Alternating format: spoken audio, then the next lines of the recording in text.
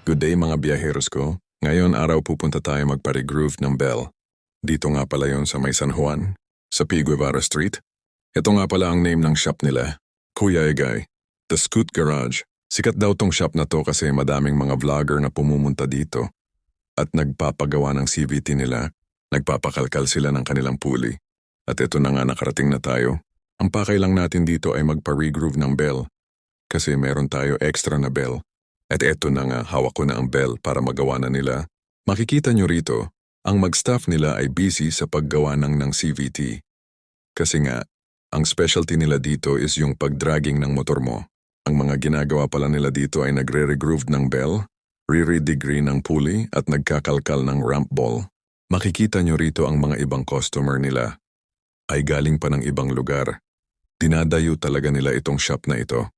Kasi magaling sila gumawa. At eto na nga pagkatapos natin magbayad kinuha na natin ang kanilang finished product, pulido ang kanilang pagkagawa.